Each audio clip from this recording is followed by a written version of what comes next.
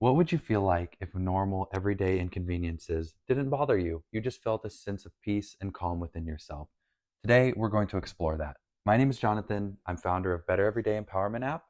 And my name is Anne. I'm a wellness coach, and I help people glow inside out and help them find confidence and live the life they love.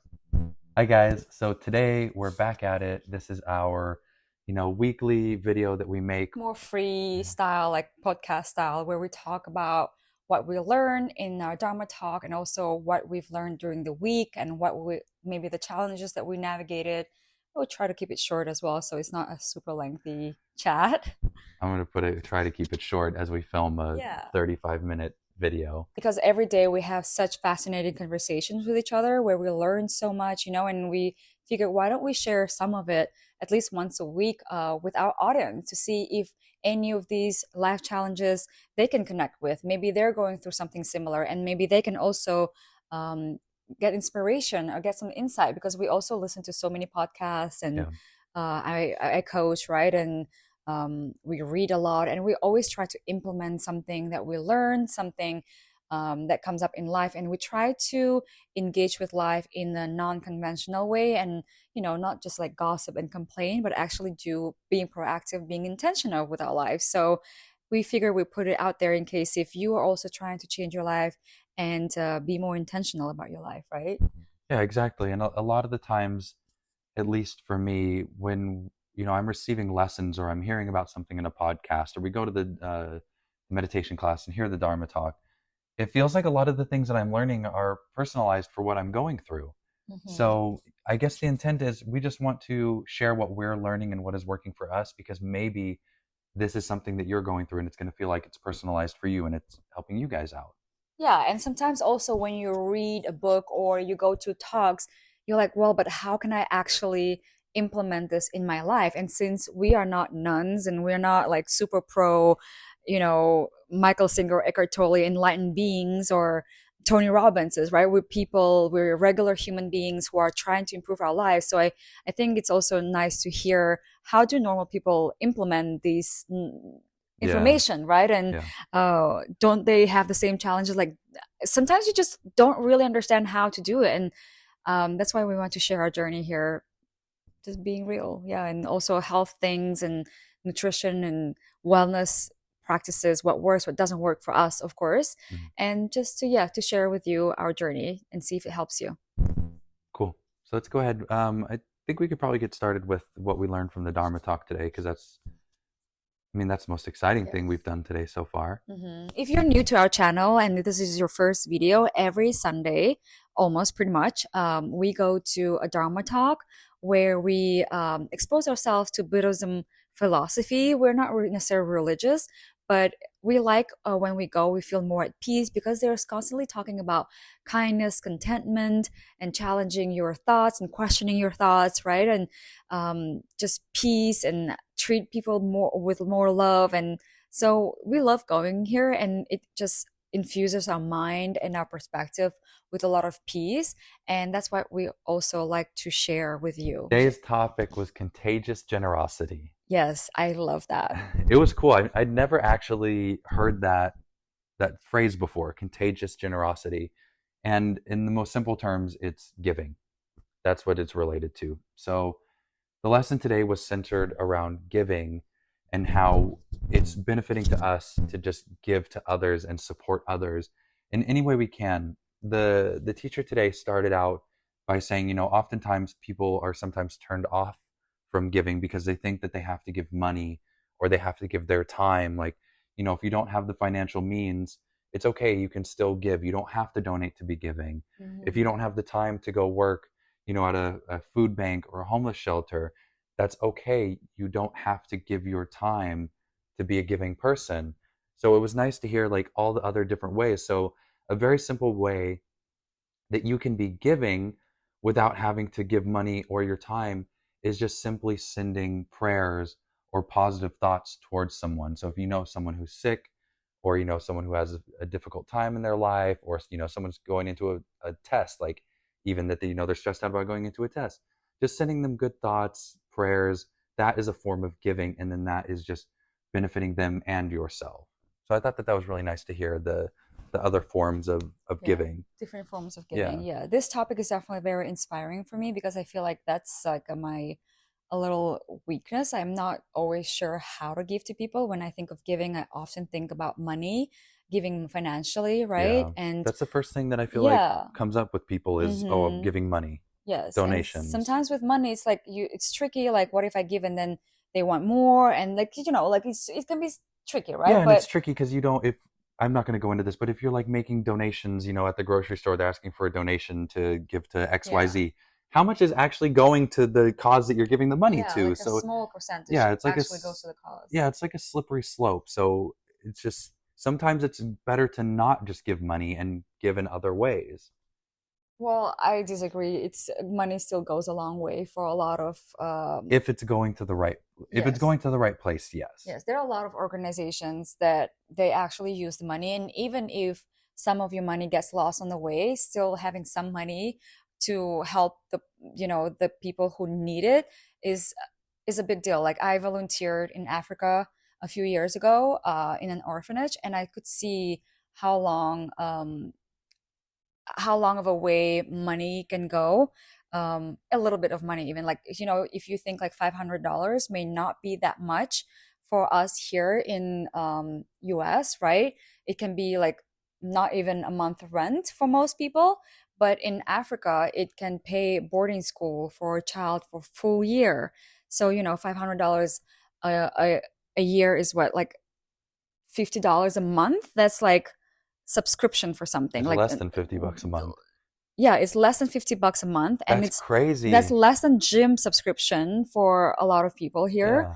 And it go a boarding school where an orphan can get out of an orphanage and be in clean school and get education. So yeah, it may be not that much, but it does help people. And then like having clean water access and stuff like that, which costs pennies for us here, but goes a long way in Africa. So the whole point of this conversation in the Dharma talk, at least, was that we should have more of an attitude of giving, right? And when we go into different situations, it's better for us, for our own well-being, for our own karma, for our own good merit, for Hmm. our own lives, to have an attitude, what can I give? How can I support this person?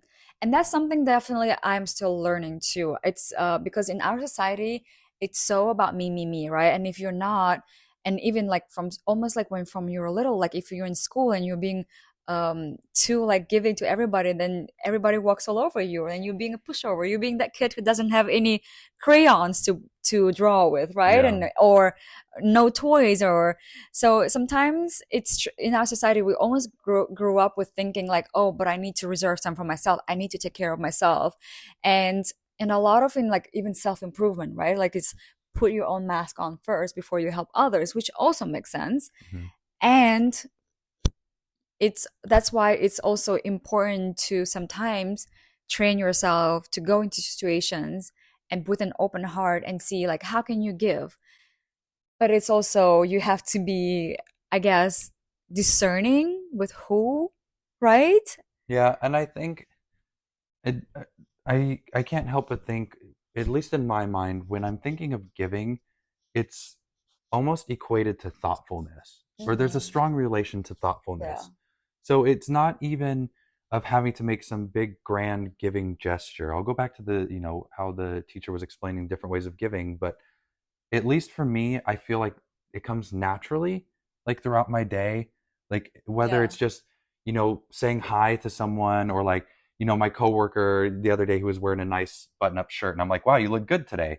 Just like making him, feel good about himself. That's like that Yeah. type of thoughtfulness is giving.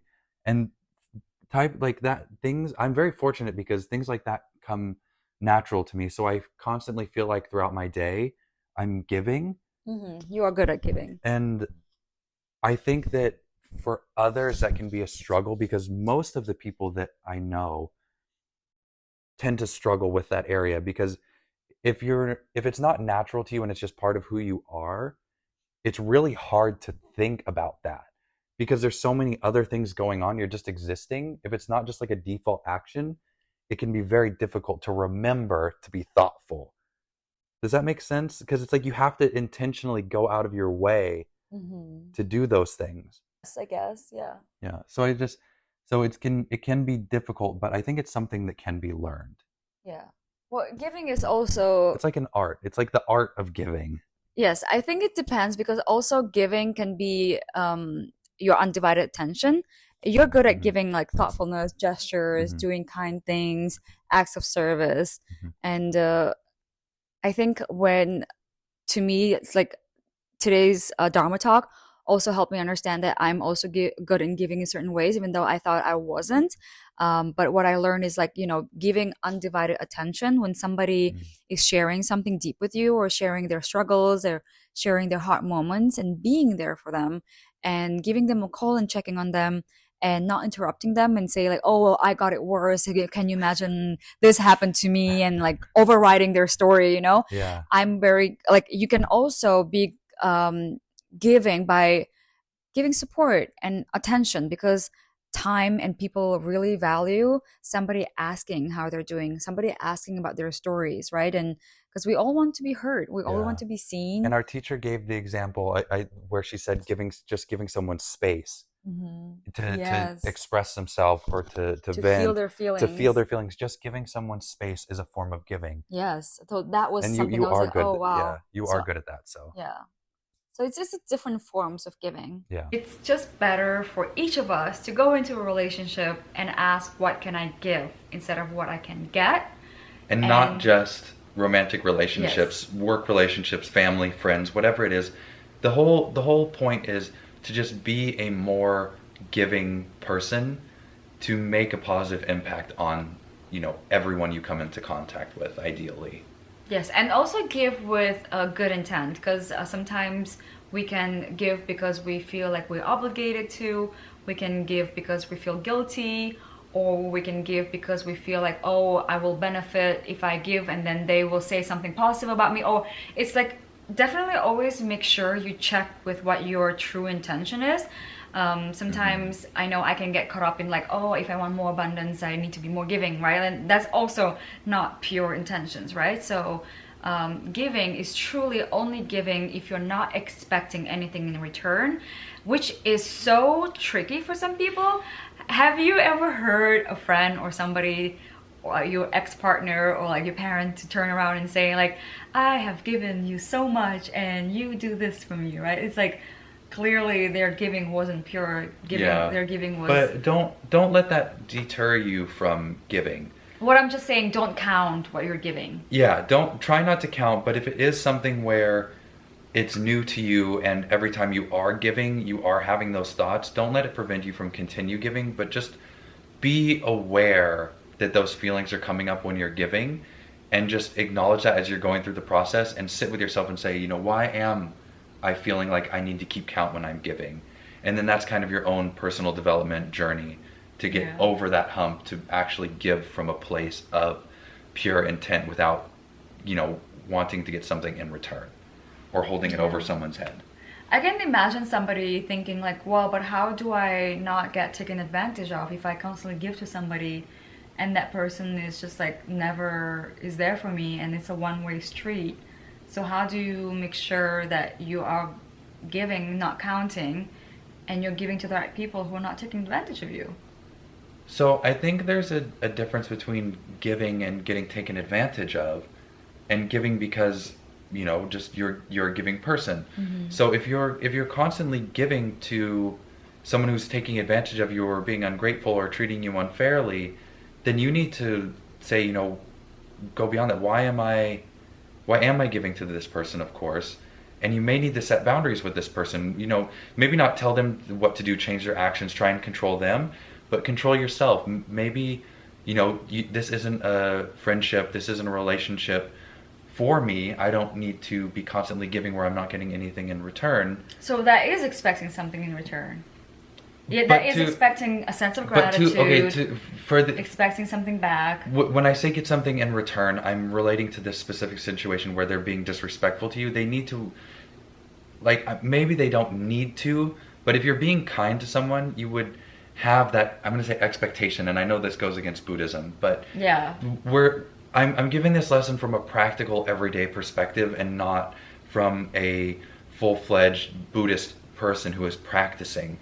So in all reality, if you're giving to someone who is not receptive and they're being negative towards you, that is potentially not a relationship that you need to be in, because that's just causing you harm and that's giving you those feelings of taking advantage of and being walked over. So maybe you set a boundary within yourself to not be giving to that person, or set a boundary within yourself to not, put yourself in situations where you are having to bend over backwards to give them things where it's Yeah. just causing you harm. Or you just check with your intentions. Like, I'm going to give this person and really not expect anything in return. Like, not a thank you, not anything. I'm just giving out of pureness of my heart. And I'm giving because I want to help this person. If you can get there, then you give to that person. If you can't, then don't give to that person. I think that's maybe, I think that is the overall, yes, that is the ultimate choice. yeah. Is if you choose to give to the person, actually choose to give to this person no matter what their response is. Mm-hmm. But coming from a practicality standpoint where most people aren't able to drop their ego in certain situations like this, it's probably better to, if you're getting, constantly taken advantage by someone that you're giving to, it might just be best to not give to them at all until you reach that point. But I guess it depends what you mean by taking advantage of, I guess, right? Like, because what was the movie that we watched and the person was helping their friend and opening their home and giving their car and stuff and clothes. We were watching The Maid, the series. No. It was way longer. And the guy was like an addict or something, and then he ended up betraying the main character who opened their home to him. And the guy never resented him and just said, I love you, and it's just he never resented him. And then afterwards, that person got clean and then returned to them and said thank you for like always being there for me, and I'm sorry I betrayed you. But and then I think he like rewarded him with something. So basically, it's just like I don't remember. Sorry, I'm like butchering. I don't remember the video or the movie, but it was like beautiful form of giving. Giving and not expecting this person to get clean, or not expecting like that guy stole from him. Like you open your home to somebody and they steal from you and they betray you, and anybody would be like, oh, what a piece of whatever, right? And how can he? And but that person just sent him love, and that's ultimately also what we learn from in Buddhism today. Everything is a lesson. Everything is an invitation for us to practice spirituality, to practice thinking better, to practice better perception than what is usually expected, right? So in our class today, she was saying an example of somebody being unpleasant, your assistant being critical to you. Let's say somebody, your boss, being critical to you all the time. And instead of saying like, oh, I don't want to be around this person, they can just leave me alone. You can also shift your perspective and say, in the story she said the Buddha, right, or the nun or the monk. It was a monk teacher. It was a monk teacher and his assistant, and his assistant was kind of an asshole. Yeah, and criticizing him and all very the time. very critical of him. And the monk was explaining that he's very grateful for his assistant because it's teaching him to be calm. It's teaching him to be patient. Yes. It's teaching him all of these other lessons. So he said that he's very grateful for that person's criticism, for that person's, way that they're treating him negatively, because it's ultimately cultivating those, those very powerful attributes, powerful attributes within himself. Yes. So it's like, so ultimately everything in our life, the challenges and the things that we don't like come up to teach us something. And that's why another thing in Buddhism, and which we really love, I love personally, is to question the things that you see. Know that everything you see is ultimately just your perception, just your mind's perception. It's all technically an illusion, delusion even. So you can always change your mind, So for example, I've gotten pretty good at changing my perception for most things. I'm not there yet where somebody's being mean to me and I can say, oh, that was a good thing, you know? Like, I'm good at, let's say, I've been going through health challenges lately, right? Past few months. I could see this as a beautiful, wonderful invitation for me to deepen my practices, my spiritual practices, me to get distressed, me to really prioritize resting and doing everything I can to release my old trauma, stop stressing. So that I can change my perception instead of like, oh my gosh, I have this challenge, I have that challenge, and this won't go away. Like, I know it's not going away for a reason. I know that means I need to do something I've never done before. And I'm not talking about medications or procedures or surgery. I'm talking about like, what is this here to teach me? Oh, clearly I've still been stressed. Clearly, like there's something in my body, like the trauma is still in. So you see, like you can change your perspective in that way. So, and I think we've all been there where we had a painful breakup, right? Or breakup in friendship if you haven't gone through a romantic breakup. Like you've lost some type of Or relationship even where a death of a friend or a family member. You've lost people. okay, I wouldn't say death because my example wasn't about death, but like let's say you had a ugly breakup and then while you're going through it you're like, oh my gosh, this is the worst thing ever, it's so painful, and you're like, why did this person leave me, why did this person cheat on me, or why did this have to happen to me? Even if you left, it's still painful, right? But then you're like, oh my gosh, that was the best thing ever because now I made space for a better friend, for a better partner.